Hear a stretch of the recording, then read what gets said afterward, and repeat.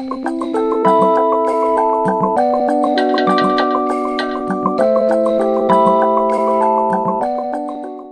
I'm not MAGA, don't scroll. So recently, leaving MAGA or I regret my vote in one form or another has been trending, and a whole bunch of MAGA people are actually frustrated by the responses that they're getting when they come out saying that they're leaving MAGA and the various reasons why they're doing so. And I would like to clear up for them exactly why.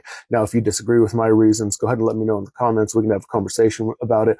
But I feel pretty confident in saying that I speak for the majority of the left when I give this opinion. So all of the videos that I've seen have been people saying, I'm leaving MAGA or I regret my vote because, and then they insert some personal story of why it's personally affecting them. They're losing their farm, they're losing their benefits, they moved for this job, and now the federal hiring freeze means they're not going to actually get this job. And now they are personally struggling in some way, shape, or form personally. And we're not coming out and patting them on the back for realizing their mistake because they're dealing with personal consequences. Dealing with personal consequences and regretting things that are happening specifically to you do not show growth or evolution of your thought process. They don't show empathy. It shows you not liking bad things happening to you. And that's not growth. It'd be one thing if you guys were coming out and saying, oh man, I didn't realize that they were going to open Guantanamo Bay and start sending poor migrants to one of the most notoriously bad places in the world. Or I didn't realize they were going to try and erase trans people from existence. I didn't realize they were going to try and reverse women's suffrage. I didn't realize whatever it is, but none of it ever pertains to other people. And that's why you're not getting patted on the back. That's why you're not getting sympathies, because you're not elevating your consciousness and coming out and saying, I now realize that Donald Trump and the Republicans are evil and they're doing evil things and I don't want to be on the side of evil. You're instead coming out and saying, oh, I'm experiencing personal negative financial consequences and I don't want that to happen to me, when you were fine with all of those bad things happening to other people. I actually gave my vote, all of my votes, to my wife this year. When we got our voter packets, I handed her my voter packets and I said, I'm the most privileged group of person that there is. Anything that's going to happen right now is going to affect me the least. And as a person from a marginalized group, I want you to cast all of my votes for what would be in your best interest. And then I signed my name at the bottom and I went and put it in the mailbox because I wanted my vote to count for other people, because I give a shit about other people. I don't just say, oh, I want to protect women and children. No, I actually give my vote to do so. That's why my vote went where it did. That's why I voted for Kamala Harris, or moreover, my wife did, and I agreed to that vote. And so that's why you guys aren't getting any big pats on the back. That's why no one's making a big deal about it and saying, great job, because you didn't actually show any personal growth. Personal growth would be empathy for the impact that your vote had on other people, not how it's negatively affecting your pocket. Well, hell yeah, we're regretting our vote now. I mean, we didn't vote for Elon Musk. Did y'all even see that press conference in the Oval Office yesterday? I mean, what in the Brokeback Mountain was that? The press are completely ignoring him and directing all their questions towards Musk. And then what was up with his kid being there? I mean, what is this, my two dads? And the kid's just over there like picking his nose and wiping snot on the Resolute desk. Why would he let him do that? I've never seen such a submissive show from the President of the United States. I mean, come on. Here in Oklahoma, we like alpha males that take charge and stand up, not betas who sit there and let some South African guy dominate the entire press conference. Yeah, no, we are not happy one bit with this whole situation. I mean, frankly, it was embarrassing. Me and all my fellow Oklahomans were not impressed at all, and something needs to change, because there is only one president of the United States, and it ain't Elon Musk. Me emotional to know that I ever fucking stood by idly and blind and let that shit happen. Because I know that I have been a Trump supporter, and I can no longer say that I am MAGA. And I regret my vote for Trump. I voted for Trump. I'm done. I don't have any more resilience in me. But we need to encourage these people. Thank you for having the courage to speak out now. It is too late, but now that you're here, keep speaking out and please join us in the fight. That's the only way we're going to get through this, because we have to continue to welcome the people who are going to be suffering along with us over to the side of the fight if we're going to win the fight. So I've seen hashtag MAGA regrets and hashtag leaving MAGA trending. And I think that's great. I really do. We need as many people as we can get to combat the things that are happening with this administration. But I need to talk to some of y'all real quick. And I'm going to start by saying I'm not attacking you. I want to have a conversation with you about kind of what your expectations were. Because a lot of you used that hashtag and said you were leaving and that you regret your vote and all of that. And you were kind of expecting a pat on the back for it. But then your post included a personal story of how you were being negatively affected by the current administration, highlighting the fact that your reason for leaving was personal impact. You don't get a pat on the back for that. You don't get a pat on the back for that because it is the same line of thinking and pattern of behavior that made most of you vote for Trump in the first place. You felt negatively impacted by the Biden administration or Democrats or whatever made you feel personally impacted that drove you to vote that way. You were lacking a change in thinking. You're not thinking about other people, about the other people being impacted. You didn't post a story saying, I just can't stand to see all of these, immigrants being shoved into Guantanamo Bay. Women's rights are being stripped or, whatever. You're out here asking for a pat on the back after suffering the consequences of your own actions and making a slight change. And again, I'm not mad you left. I'm glad that you are coming around to the idea that maybe this administration's not good. But you're going to have to do a lot of work and make a lot of apologies and change a lot of your thinking in order for us to be like, yay, go team. Your vote didn't just affect you.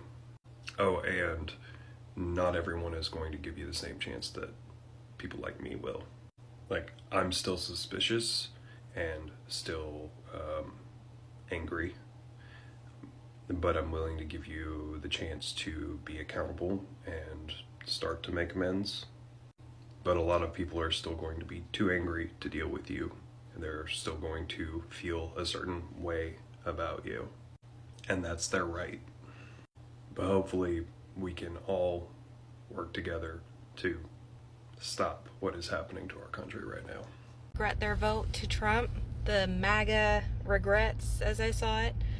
Are y'all sorry because it, actually hurt a ton of people, or are you just sorry because it directly affects you? I have seen so many people say that they regret it and they were stupid and all this, but I have yet to see a single video, which maybe it's out there and I just haven't seen it yet, but I haven't seen a damn thing about people apologizing for how you treated other people when it came to this election. The amount of names that I was called just because I wasn't in the know on all the bullshit that Trump was doing at that moment, y'all didn't even know. I'd like to make that very clear. Y'all didn't even know. You came in my comments before the election and you were arguing over what Trump was doing and what Kamala was doing, and it was split 50-50. Y'all were going at it because you had no idea. At the end of the day, you had no idea either. And you called other people all kinds of names for how stupid they were, that they couldn't see how amazing Daddy was and not wanting to vote for Daddy. And the reason I'm also asking this is because I just happened to see a comment from another lady in my own state, which disgusts me to no end. And she said that women are not losing their rights. And if they are, she doesn't have her fallopian tubes, so it doesn't affect her at all, and in which case it doesn't really matter. Now, sweetheart, aren't you such a lovely peach? That's the exact behavior of MAGA that I expect even out of people who regret their vote, though. You're only sorry because it affects you. And let me tell you something on the term of women's rights and women's health. Sweet pea, I don't have a uterus, but I still have my ovaries, and I have still been warned that I could technically get pregnant because if I sleep with a man whose swimmers haven't been then one could make its way through the little hole and I could still get pregnant because I still ovulate. So I still think it really does affect you, because I bet that could happen to you too. So maybe you should be concerned. Now, obviously, that's very, very rare. I'm not that stupid. It's still very, very rare, but it still does happen. So maybe you should take it a little bit more seriously, and it's in your best interest to not be so rude about it. But I'm serious. Those who regret it, do you regret it just because it affects you? Or do you regret because you realize how much shit you just let happen, and we're only like on the second month? We haven't even made it a full month with this guy yet, and we have 4 fucking years. And everybody's throwing a tantrum still in MAGA, like, oh, just go ahead and impeach him. See what happens. We know nothing's going to happen. He's already been impeached, what, twice? And he's still here. So how about you calm yourselves? Because even if he gets impeached a 3rd time, I highly doubt he's going to. So, here's some things that have been on my mind about the MAGA movement and the Trump phenomenon in general. A lot of people are starting to regret their vote for him, and I think here's why. For the last 10 years, the media has hammered home this idea that Trump lies. He lied during his first presidency, he lied on the campaign trail, at rallies, in interviews, debates, over and over, the media has called him a liar. And here's the thing, his base loves him and wanted to believe that he would make America great again. They didn't think that he'd do anything to hurt them. But now, fast forward to his second run, and he's making all these big promises, and clearly some of them are unconstitutional. And the danger is he's starting to make decisions that do hurt his base. And that's where the regret comes in. It's not about feeling bad for voting for someone who hurt others, it's regret for voting for someone who is now hurting them. And they thought that he had their backs, but now they're starting to see that he doesn't. So I'm really curious to know, where does this leave MAGA and what do you think happens next?